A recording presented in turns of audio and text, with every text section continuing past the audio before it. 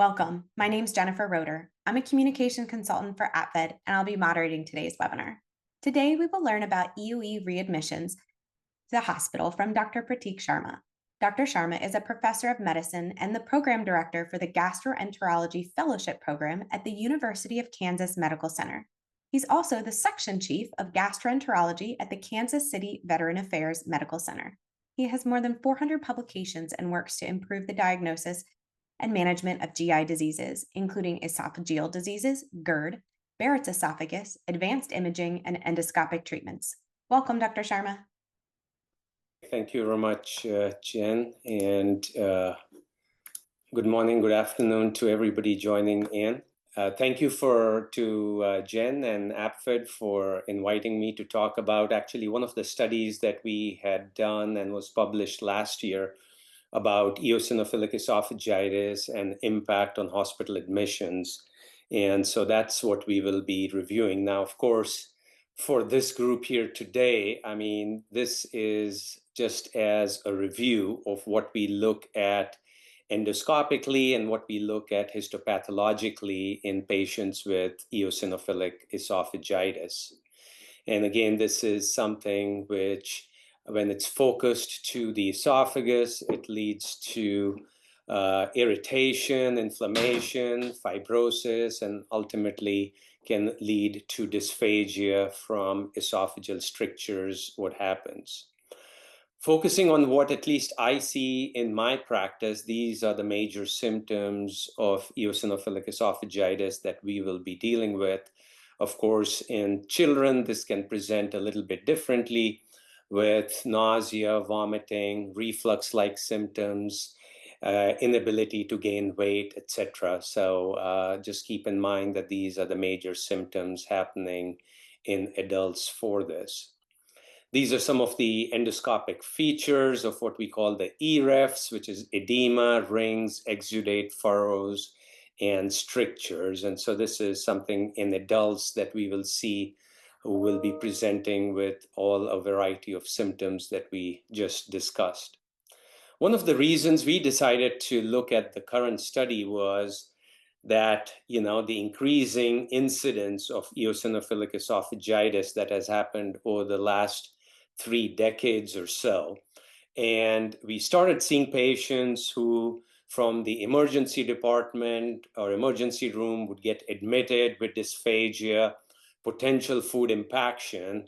And over time, just personally within our unit, we were seeing that happening. So whatever you see on this slide, I mean, it's as a personal or an experience in Kansas City, as well. So what we decided to look at was look at this large database, which is the National Readmissions Database. And we wanted to look at the trends and predictors of 30-day readmission. Partly to look at the trends was because of the increasing trends in the recognition of eosinophilic esophagitis. So we were asking ourselves the question that, hey, if we are seeing more patients being admitted overnight or, GI being called in for a food impaction, how can we look at what's happening, within the US? Now, there's no simple way of looking at direct admission. So there is this database which looks at readmissions. So what readmissions obviously means is that the patient gets discharged with a specific diagnosis and then gets readmitted, that same patient within X number of days with either the same or a different diagnosis. So that is what this NRD database is. And then we utilize the ICD-9 and the ICD-10 codes to identify eligible patients, because during the study, you can imagine that there was a change in the coding from ICD-9 codes to ICD-10 codes. So our primary outcome was to look at EoE-related admission. So if somebody had eosinophilic esophagitis but was admitted with chest pain or pneumonia, that we were not interested in that. We wanted to look and see that it had to be due to a symptom or condition related to eosinophilic esophagitis. So the secondary outcomes we wanted to look at were predictors of readmissions. And time trends, as I mentioned, is it increasing, decreasing, and also some indirect healthcare costs about how much does a single readmission cost to the healthcare system if somebody has a diagnosis of eosinophilic esophagitis. Now, this is the study flow diagram that we looked at, is that we looked at patients between 2010 and 2017 with a primary diagnosis of eosinophilic esophagitis or any other primary diagnosis, but EoE had to be listed as a diagnosis for those patients. We found close to 4,000 patients during that time difference. And you can argue that, hey, that's a very small number. That's true, but remember that we are talking about patients who are getting admitted, and you can imagine that EoE should not be one of the major reasons for admissions because the majority of these patients are dealt with on an outpatient basis. So something similar would be patients with reflux disease, or colon polyps, right? That's really not a reason for admission. It is an uncommon reason for admission. And so that gives you an idea why, even though the sample size may be close to 4,000 patients, it's probably not reflective of the total EoE population in the country. And then finally, we looked at about 2,500 patients in which readmission data or analysis were available. So finally included close to, you can see a little over 2,500 patients. The average age of this patient population was about 45 years. And I'd say probably roughly half and half, or a little bit more males than women in this index adult admissions. And again, remember that this is only adult patients. So how this would transcribe into the pediatric population is not clear. So just to make sure that that's what it is. 80% of them underwent an upper endoscopy during their primary admission. So you can see that dysphagia and perhaps to rule out food impaction was probably the major reason why these patients were admitted. And the average length of stay, or LOS, was 3 days in this patient population. Overall, the 30-day readmission rate was steady at about 7%. So what that means is that roughly 1 in 14 or 15 patients with a diagnosis of EoE may get admitted within 30 days after they are discharged from their primary or their initial diagnosis that was made. Now you can see that these are the trends. I mean, you can see the primarily, this is the original admission rate, and this is the readmission rate. And they've remained stable over the years of at least when this diagnosis was made. So we can argue, we can have a discussion why it's been stable, but perhaps to suggest that our therapies at that time, we can talk about, many of them were not FDA approved, as well as perhaps adequate diagnosis or timely diagnosis or treatments were not that common at that time. Also, the majority of readmission occurred within the 10 days of index discharge, which is also important to understand because it means that perhaps some of these patients were inadequately either given discharge instructions, inadequately managed, or maybe even more important, were perhaps not given an appropriate sort of time to get follow-up in their outpatient clinics with their primary gastroenterologist who may have been taken care of their EoE. Older age was associated with a higher trend in readmission. And so this just looks at days to readmission. And again, you can see that the vast majority within this 10-day mark, and then it sort of like remains stable or goes down as you approach the 30-day mark as to number of patients who are being readmitted. Now, what were some of the predictors of readmission, meaning what's the patient population like that may get readmitted to it? Longer initial length of stay. So if patients maybe had complicated EoE in which, to resolve their symptoms took longer, they were at a high risk of getting readmitted. History of smoking in adults, and if they had more than one area of eosinophilia, so concomitant presence of eosinophilic gastroenteritis, for example, along with EoE, those were factors which predicted a higher rate of readmission. On the other hand, the good news was that a history of foreign body impaction and an upper endoscopy along with an esophageal dilation being performed at the time of the index endoscopy were negatively associated with readmission. What does that mean? That means that if somebody presented with a foreign body impaction and EoE, and they underwent an EGD with dilation, their chances of getting readmitted within the next 30 days was significantly lower. And you can see that from a scientific standpoint and a management standpoint, that actually makes sense, which means that their initial concern or symptom and sign was taken care of appropriately, and the treatment was provided, and so they were much less likely to get readmitted during this time period of 30 days, at least during the part of our study.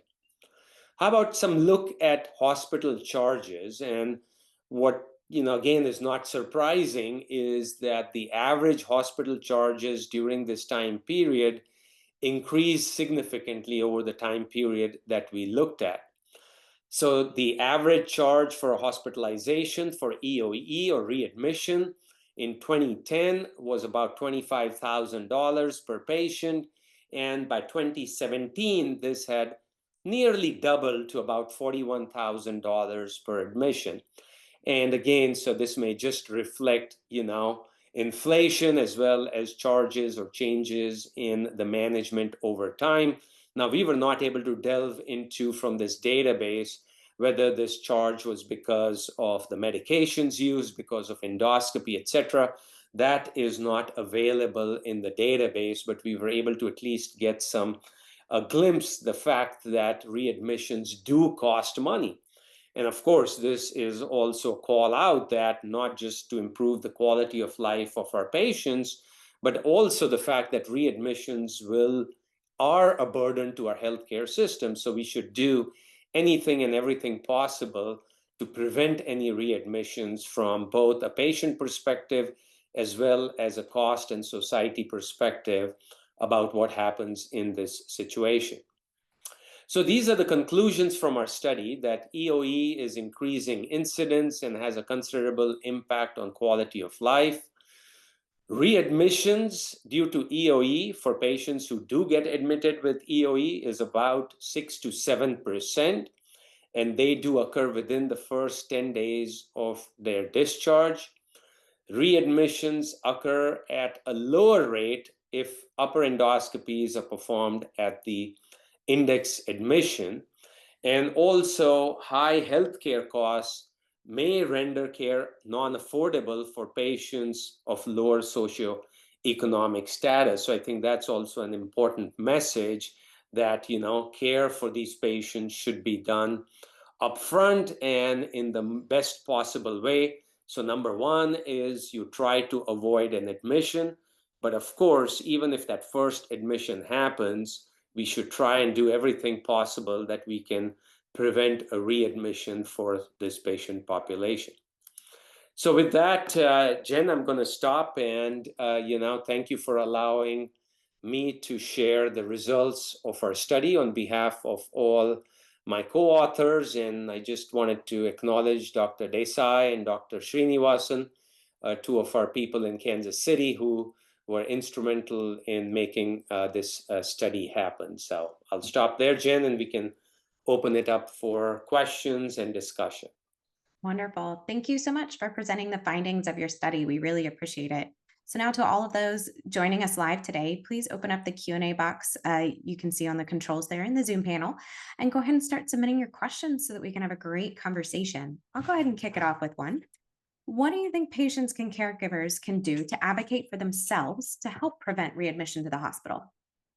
Yeah, good point, Jen. I mean, I think, again, it goes into this entire spectrum of eosinophilic esophagitis, right from patient education, physician education, caregiver education, right from that, right? It starts with that. So I'll start with that part about education is just the knowledge about the disease and understanding the symptoms of the disease. What are some of the alarm symptoms, which again, we have to, highlight dysphagia here as an alarm symptom. So even if you're a caregiver, and if somebody that you're taking care for starts even having the slightest hint of that, making sure that your provider is contacted, you share those symptoms and signs with whether it's your primary care physician, whether your gastroenterologist, to do that.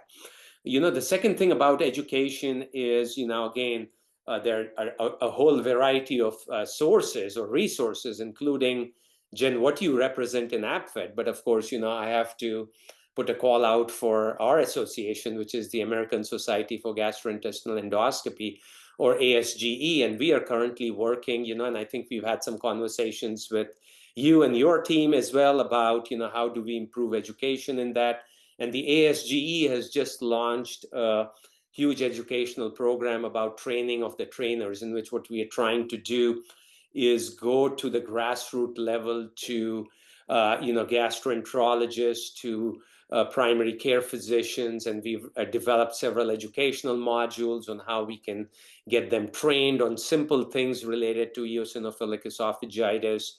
We are creating, sort of some of these patient-friendly apps and physician-friendly apps for education for patients and caregivers to be able to put in their symptoms, things like that. So that's one on the education piece. And then I think, of course, from the physician perspective, I think for me personally, as well as my colleagues, it's important for us to render the most appropriate treatment for our patients, and that could include, as we know, without getting into treatment for EoE, but everything from diet to, medical therapy to endoscopic therapy, and making sure that all those therapies are provided. The patients and the caregivers are aware that regular follow-up with their physician has already been arranged, so that it's not just a one-stop thing that, oh, here's your diagnosis, go home and everything's fine. No, I don't think that should be the approach. Is when's the next follow-up appointment? So patients who are on the call today, caregivers who are on the call today, just make sure that you have that next follow-up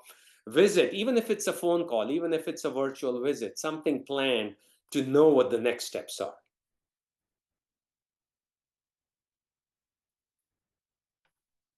Have you noticed in your research if there's any demographic differences in hospitalizations, for example, like rural versus urban areas? Yeah, good point. I mean, and so one of the things that this does offer us to look is different geographic locations, within the country, but, as well as rural and urban settings. Although 2,500 patients seems like a lot, but I think for this type of analysis and trending it over the years, we really were not able to sort of like come up with those types of things. But, if I had to make a call, I'd probably say that perhaps in the rural setting that you may see a little bit more of that. Again, nothing against rural areas, but maybe because of the lack of access perhaps to specialist or to endoscopy or to dilation, things like that. So, but again, this is just my hypothesis about it, that may be a thing. But I mean, I think overall, this was an eye opener for us that, hey, this thing is happening. And, readmissions for an outpatient disease like EoE, we should try to, make this as close to zero as possible, right? I mean, because why are we seeing that? And so I think this was just a good eye-opening experience for us. And I think partly also has to do with the fact that it's a relatively new disease, and again, maybe the caregivers and patients may not agree with that because, again, unfortunately, they're suffering with this for years. But, this is one of those in which, over the last 20, 30 years, we've seen this disease sort of like, I wouldn't say emerge, but at least get a name, get diagnosed, etc. And that's why I think we need these educational efforts, because both patients, caregivers, and providers need to get thoroughly educated in this space. Thank you. While we're talking about demographic differences, did your study at all look at the differences in age and how that might impact hospital admissions and readmissions? Yeah, so one of the things which did stand out for us was increasing age, right? So, I mean, you would imagine, and that's always sometimes something that happens in these large database studies is that perhaps older patients, senior citizens are, I wouldn't say not getting the appropriate care, but maybe, what we found in our study that the older you were, the more likely you were to get readmitted, right? Now, there may be several reasons for it. Number one is that if you're older, you probably have a higher likelihood of having comorbid conditions, right? So perhaps you have COPD, perhaps you have a heart issue, and maybe that's the reason that even though you have EoE, if you come in with both dysphagia and shortness of breath from your COPD, because of that, your doctor may be less likely to perform an upper endoscopy, right? Not because they don't want to do it and they don't care about you, but it's because it puts you at a higher risk for the procedure because you may have COPD, oxygen requirement may be high, things like that. So that was something which was striking. What it tells me, and again, this is also good for the audience who's listening in now, that if you're taking care of somebody who's older, or if you yourself are a patient and you're a senior citizen and you unfortunately do get into the hospital because of some symptom related to EoE, just make sure that before you are discharged, you have a solid plan. I think it's applicable for everyone, but specifically for you. Make sure that if you have those comorbid conditions, diabetes, heart problems, etc., those are taken care of along with your eosinophilic esophagitis. And more importantly, yes, those problems may take precedence over your EoE, but also make sure that your EoE is appropriately treated. And it's not that, okay, that they give you medicines for antibiotics for your pneumonia, but forget to, give you appropriate treatment for EoE because your pneumonia may get better, but you may be back in the hospital again with EoE symptoms, so making sure of that, I think, will really help. Thank you. When should a patient consider going to the hospital because of their EoE symptoms? Yeah, good point. I mean, I think definitely, without fail, 100% call 911 or go to the hospital if you are choking on food, right? I mean, so if food's not going down and it is a food impaction, don't sit around on it, right? I mean, don't wait in the morning and say, okay, you know what, I'm going to do that. But, again, I mean, so there's a difference between that and having, dysphagia, meaning like you are able to eat stuff, but it becomes difficult for you to swallow it. There's a difference between that.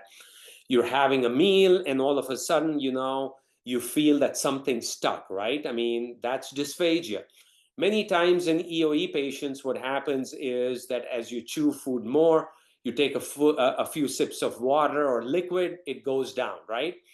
That's not food impaction, right? If that happens, that's still concerning. Maybe next day you need to call your provider and you need to start getting an appointment to see your provider because that tells me that the lumen of your esophagus is starting to narrow down.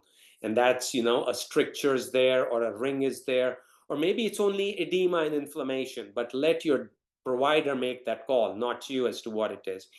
However, if you feel that something is stuck and you take sips of water, you try arching your back, you do all these maneuvers, but nothing happens, and that feeling persists, then you need to go in.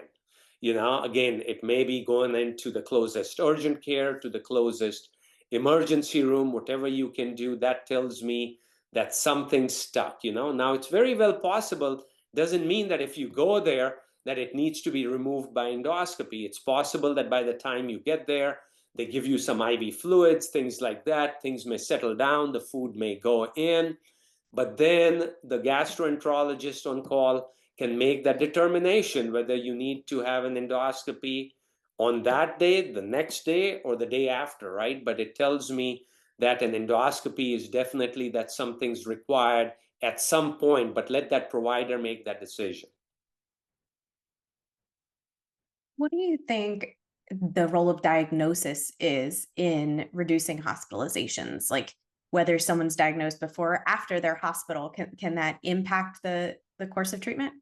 Yeah, absolutely. I mean, that's a big question. And I mean, I think that's also something that research has shown that on average, it takes sometimes years for a patient who has potential or suspected EoE for them to be diagnosed with EoE, right? And that's part of the reason, I mean, that APFED's having this webinar here, and you guys have these educational programs. But more importantly, through ASGE, we are having this trainers of the trainer program, done through ASGE, because we want to, just get the word out there that, that making a diagnosis of EoE is important, and sometimes it's missed. And again, that goes back to my point. It's not that people are missing it on purpose, right? None of the providers want to do that, right? That's not the goal. But it's sometimes, lack of awareness of symptoms, right? Lack of awareness of the latest and greatest data. And that's why through our training of the trainers program, we have like 10 or 12 modules. And one of the module focuses on this diagnosis piece. So for example, we tell gastroenterologists, endoscopists, and surgeons, whoever's doing endoscopy, that if you're suspecting EoE, take biopsies, okay? Don't just go by the visual look, because again, as they say, looks can be deceiving, right?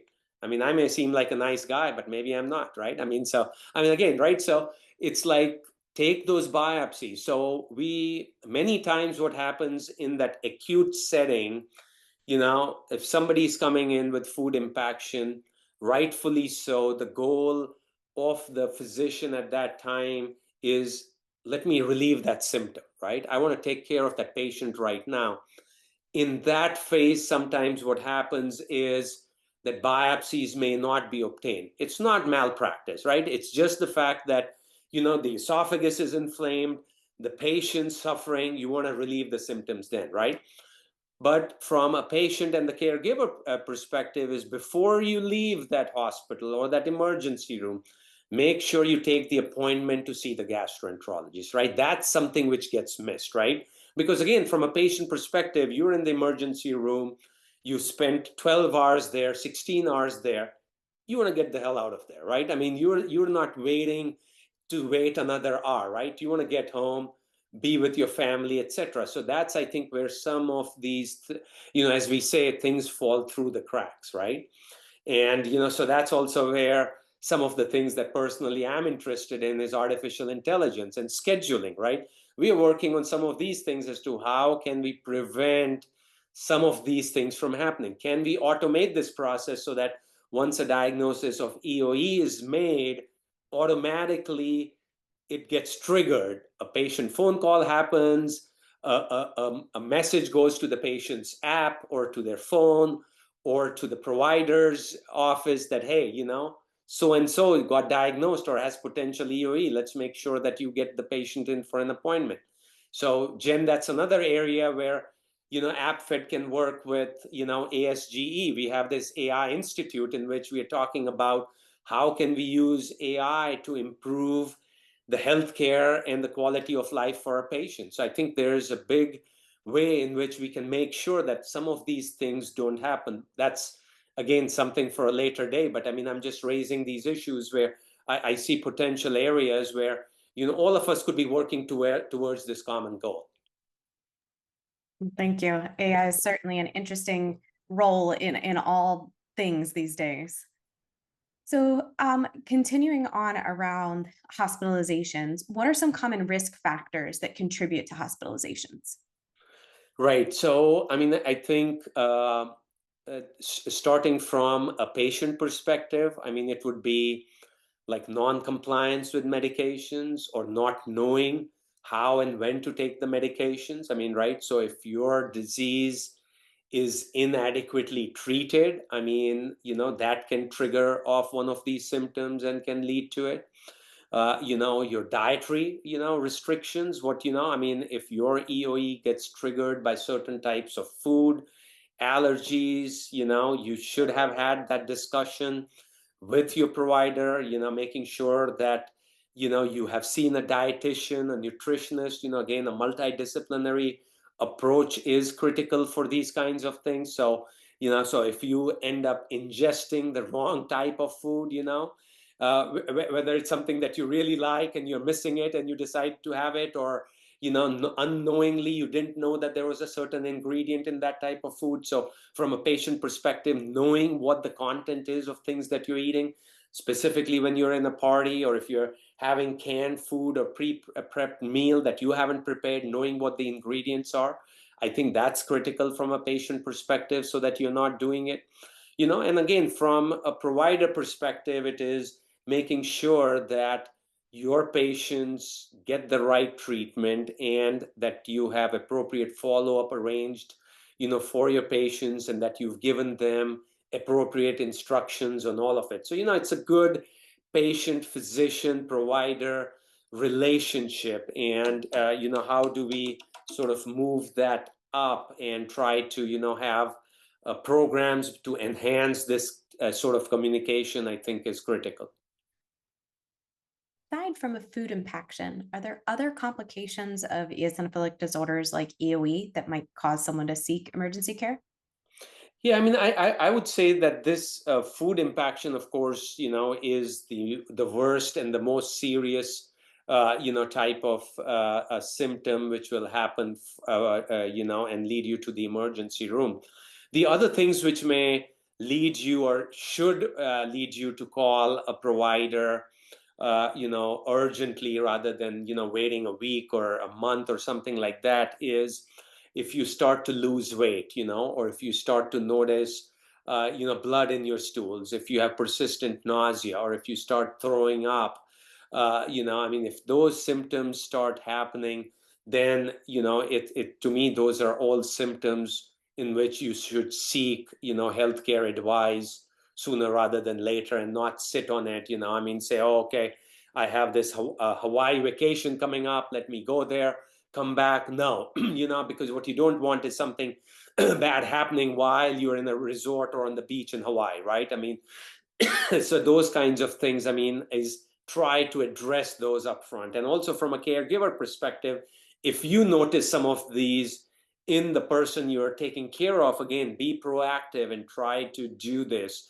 Again, it may be something simple, like, these days, sending a message to your provider, right? I mean, doesn't necessarily mean that you have to, run to your provider's office. But again, talking about other things which are available, through patient apps, portals, etc. You can communicate. You can, figure that out. I mean, so there are different ways of doing that. So circling back to food impactions, you've talked about how it impacts people swallowing. Can it also impact breathing?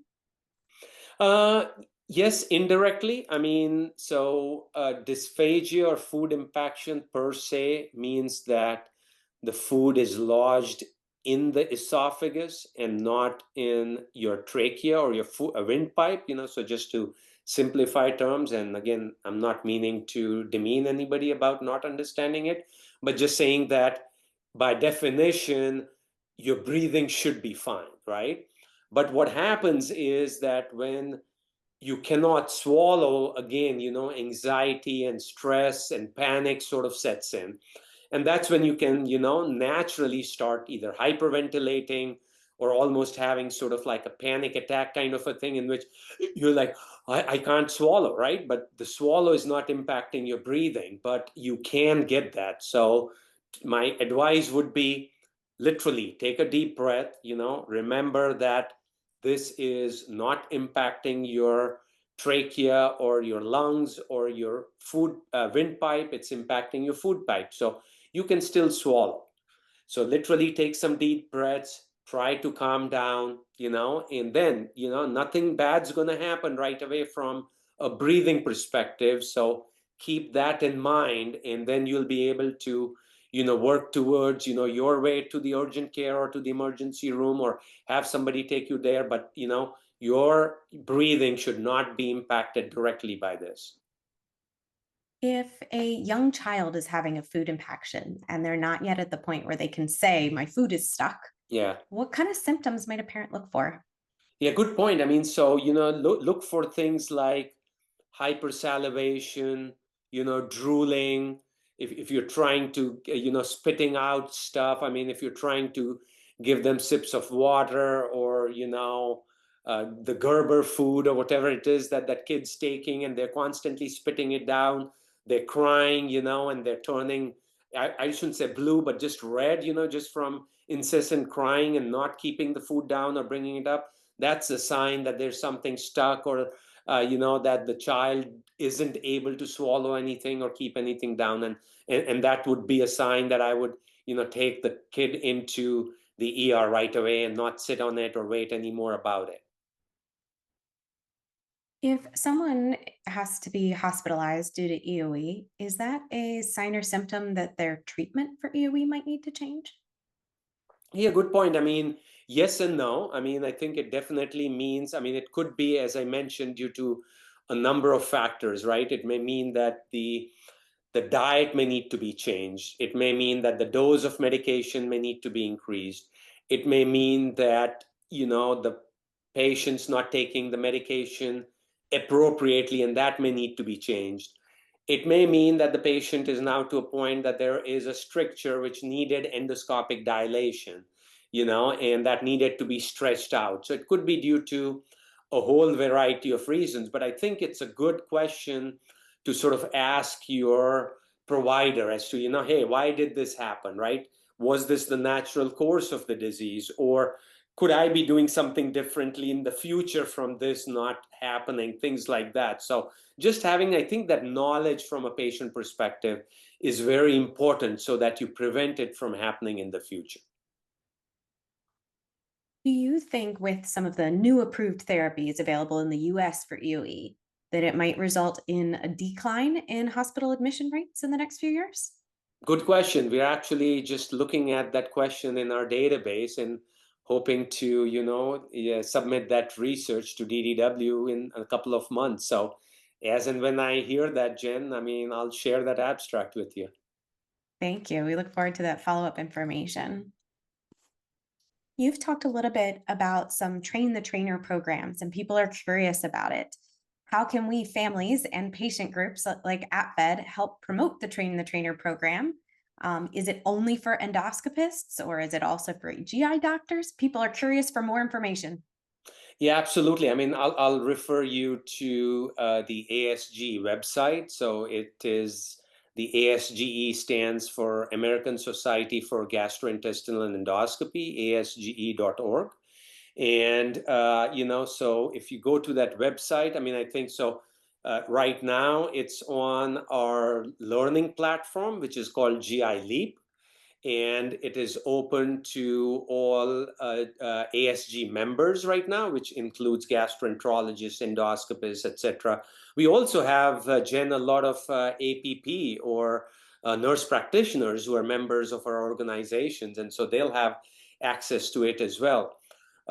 We've just launched this program. The first 5 or 6 modules are available there. So the patients, the caregivers on the call today, you can reach out to your gastroenterologists who are probably members of this, and they can avail this tool.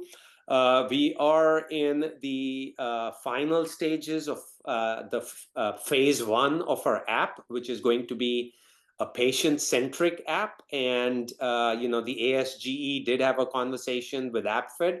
Again, it may not have you been, Jen, but somebody else from your organization, in which we talked to them about, hey, what is it? How can, AppFed sort of give us some feedback about this? Because we're all open about it. It's not something that we want to keep sort of locked in, right? I mean, this is for improving patient care. This is for improving patient outcomes. This is to reduce hospital admissions from EoE. So once our phase 1, which is sort of like decided upon, is done, Jen, I mean, I'll reach out to you personally, but I know from our organization standpoint, I think they have been in communication with AppFed, so we'll try to keep that communication channel open. And once we have it, we can share that app with you and see how Again, our goal is not to keep it just limited to people within ASG or things like that, or patients who are being taken care of just by ASG members, right? It should be for the community of EoE, both caregivers as well as patients. And I'm happy to have that discussion along with our ASG staff folks on this further with APFED. Thank you. We look forward to learning more about the app. So let's see, let's circle this a little bit and expand the conversation. So you looked very specifically at hospital admission rates for EoE. Do you have any knowledge on admission rates of how EoE compares to other GI conditions for the hospital? Oh yeah, good question. No, we haven't. I mean, that's my short answer. We haven't done that. But again, I mean, it's a good idea. I mean, for research, and we could be comparing it to other eosinophilic disorders of the GI tract and see how it compares, or even to other esophageal diseases and see how it compares. So again, good points. I mean, there seem to be some good people with analytical minds on the call today. So this is good food for thought for us. Thank you. Wonderful. Another question is about global similarities. Was your study focused on the US? Yeah, so unfortunately, this NRD database is limited to the US. Okay. And that's why we have access to it. But again, I mean, that's just something. I'm actually, it's the other way around today. I'm taking notes. So rather than that, so I can look at whether there is a global NRD, and then of course, update on EoE, NRD. I mean, those are some things that we can definitely be looking at. And again, if I find these answers, I'll revert back to you, Jen, and you can share it with your members. So no, happy to do it. I mean, again, this is all good. Wonderful. We've also got a question here about how to educate pediatricians about EoE. It sounds like you've got lots of great resources for people who are gastroenterologists or work in the GI field of some sort. Is there a way that general pediatric providers can learn more about EoE? Yeah, so again, going back to our EoE training of the trainers program from ASGE, again, ASG also has pediatric gastroenterologists as members. And in fact, we have two pediatricians, or sorry, I have to say pediatric gastroenterologists, not general pediatricians, as part of our steering committee for this program. So we have one module within our training set. I don't know if it's a separate one, but we focus on pediatric EoE as well as part of our training of the trainers program, because we want to create this education for all walks of life, and meaning right from kids to adults to senior citizens, everyone. So we are getting input from them. Whether we can open this up for general pediatricians or not, I don't know. It's a good idea. I'll take it back to our steering committee and ask them. Right now, it's going to be open to ASG members who will include pediatric gastroenterologists. But whether we can get this open to general pediatricians who are not pediatric gastroenterologists, I think is a good idea. I can definitely take it back and have a discussion with our steering committee about it. Wonderful. Well, thank you. APFED has had discussions with ASGE about a variety of different projects. And so we look forward to continuing to support the valuable education work that you're doing. Okay, great. Thank you. Absolutely. All right. So what else are you researching? What else should we be on the looks for? Oh, so one of the things that we are looking at is the role of biologics. And going back to that readmission thing that people were talking about, one of the things we are looking at as part of our ongoing research is the impact that biologics have had, using, again, not the one is on obviously on the readmission database, that the similar study, but extending it beyond 2017 to maybe 2021, because again, to look at readmissions, we can't do it until today, right? Because readmissions happen after a certain date. So that's why we have to stop it. So we're looking at that. We're also looking at another large database, which is just a general database of patients. And we are going to be looking at EoE and what sort of medications are prescribed by providers for EoE patients. For example, how many of them are on steroids versus PPIs versus biologics versus combination therapy. So we are looking at that just to get a snapshot of what's happening in the US on how patients are being treated. And then we are going to also look at, upper endoscopy utilization in this patient population. Has that remained stable? Is that going up? Is that going down? And do medications play a role? So, a lot of research is happening, at least from our team. But again, this is just my team. But at, again, another area where, we can collaborate, Jen, a little bit with APFED is with DDW. I mean, that's our major national meeting. I mean, we have close to 16,000 physicians and providers, I would say, who attend that meeting. And a lot of the top-notch EoE research gets presented there. So we can figure out a way of how we can bring some of that research to APFED, right? I mean, whether it's through webinars, whether it's through, I don't even know whether APFED has an annual meeting. Again, my apologies for not knowing that. We absolutely do. Yeah, but we can think of ways that we can partner together in Yes. which, we could have like an APFED ASG session, right? Or something like that, in which we are bringing sort of like the latest research, which just happened, 6 months ago or 3 months ago, and present it at your meeting or some sort of a partnership. We are always looking for that because we just want to make sure that, research, education shouldn't have any boundaries, So we can look at ways of how that can happen. And I'm happy to bring that also concept, again, taking notes of how we can bring that to the steering committee to work with you guys. Absolutely. Well, we do, we watch the abstracts and information that come out of each of the annual meetings from different medical societies, and it inspires webinars like this and podcast episodes and talks at our annual patient education conference.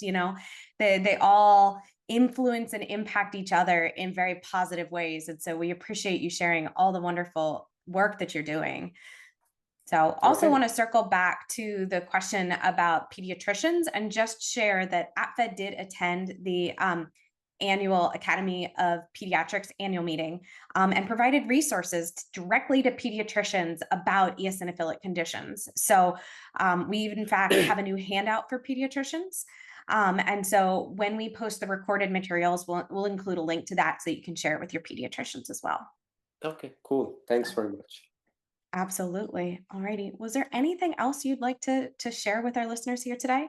No, I mean, I think this has been great. I mean, it's as I mentioned to you before, my talk will be short, but I think it's this dialogue and communication which is key. So thank you for having me on, and I'll bring some of these issues back to our EoE steering committee, and somebody from our organization will be back in touch with APFED. So thank you for all you guys do. Absolutely. Thank you so much for your presentation today. And we also want to thank our education partners for their support of this webinar series: Bristol Myers Squibb, GSK, Sanofi, and Regeneron. Our next webinar will be about inflammatory markers in eosinophilic gastritis. Please join us on November 20th to speak with Dr. Ashley Pine. Another great opportunity to learn about eosinophilic disorders is our annual patient education conference. This year it was held in July in Washington, D.C., but you're in luck. Our sessions are available to watch on demand through the end of this year. So you can register for free and get automatic access to all the recordings at apfed.org/conference. You can also continue learning more about eosinophil-associated diseases by subscribing and listening to our podcast, Real Talk Eosinophilic Diseases. In the latest episode, we spoke with Dr. Priya Bansal about treating EoE as an allergist. She shared some interesting perspectives how allergists and gastroenterologists can collaborate to support patients. You can find the episode at apfed.org/podcast, as well as on Apple Podcasts, Spotify, Audible, and more. Finally, we encourage you to continue the discussion started today in our online community on the Inspire Network. It's a great place for patients and caregivers to connect with other patients and caregivers for support. Check it out at apfed.org/connections. Thank you again for joining us for APFED's EOS Support webinar series. If you have a question that did not get answered today, please email mail@apfed.org. I hope everyone has a great afternoon.